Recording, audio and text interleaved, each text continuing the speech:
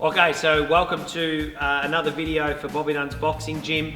Don't forget to go to our YouTube channel to see the series of boxing techniques and fitness videos. Now what we're going to do is, once we've got our stance, we're going to start the transfer of weight from back foot to front foot, from front foot to back foot. And this is leading up to throwing a rear hand punch, okay, or throwing a right cross, okay? Now if you're left-handed, it's a left cross, and we'll do some demonstrations of that as well. So I get onto my line, I make sure that I've got my stance ready to go. We're going to do this on the spot. And what I want you to do is cross your arms over your shoulders like this. And if you're focusing on my feet, I want you to turn your feet. And you'll finish like this. So what it is my shoulders, my hips and my knees and my feet are all facing towards the camera. And you can see I'm all in a line like this. I've got a good shoulder width here. And then I'm going to turn back. And I turn back and you'll see my left toe is, I'm on my left toe and my heel is off the ground. When I turn back the other way, it's the opposite. My back heel's off the ground and my left heel has hit the ground. And I continue and I do this slow. This is just beginning to transfer weight from one foot to the other. You don't want to be in a situation where you've got both heels off the ground all the time, and you'll notice that people start to get too tall, okay, and their center of gravity goes up, and that's when you become unbalanced. So we want to make sure we've got flexed knees. I turn, everything's facing the same way. I turn back, I turn again, I turn back, and my knees are flexed the whole way.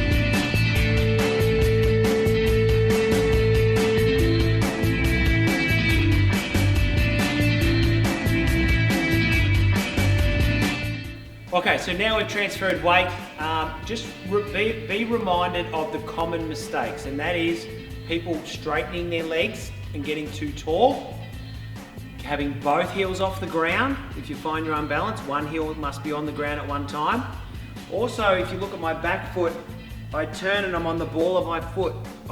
People with flat feet, and there's many of you out there, they find it a little bit more difficult to get on the ball of the foot, okay? And you'll feel that your heel will be towards the ground, and that's okay. So when you turn, you're on the ball of the foot, and you want to liken it to getting something on the ground and putting something out, like a cigarette or something that's flown off, a fire that you just put on the ground and you go bang, or a bug, and you turn that foot. And you do the same with your left. And you'll notice that my foot, the other foot that I'm not turning, just falls into place naturally. I'm not focused on that turn, I'm focused on the turn of the front foot on this side and the rear foot on this one, okay.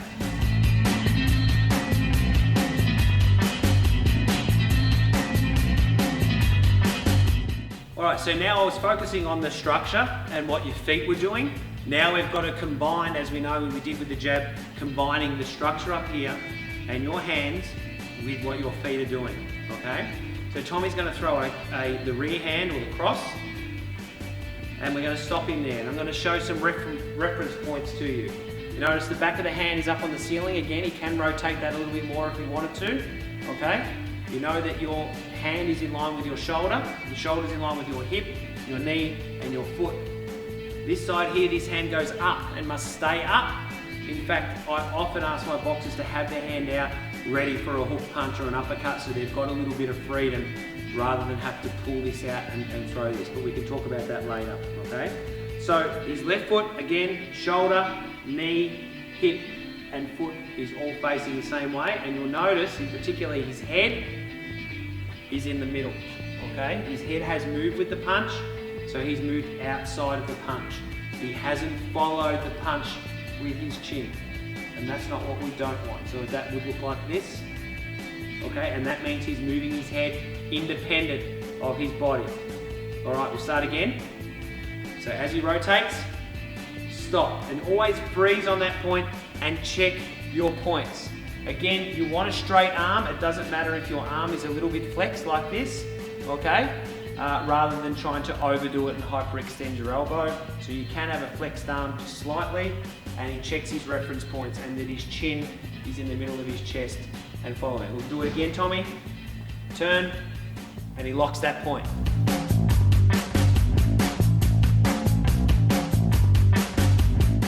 Then he needs to bring the punch back in because this is only half the punch. And what we want to do now is when we bring the punch in, everything comes back together. The feet, the body, the head comes back into place naturally, okay? And all together at the same time. Again, deliver the punch.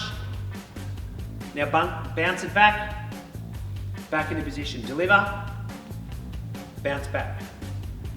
Deliver.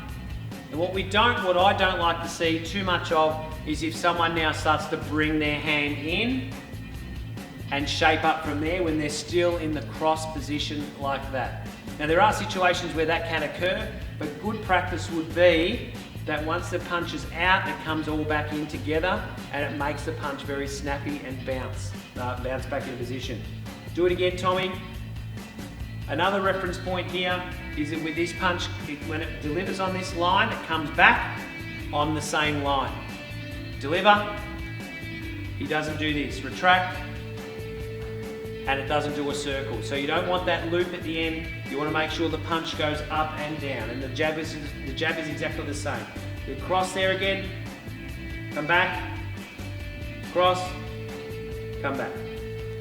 And that's how you throw the right cross or a rear hand punch.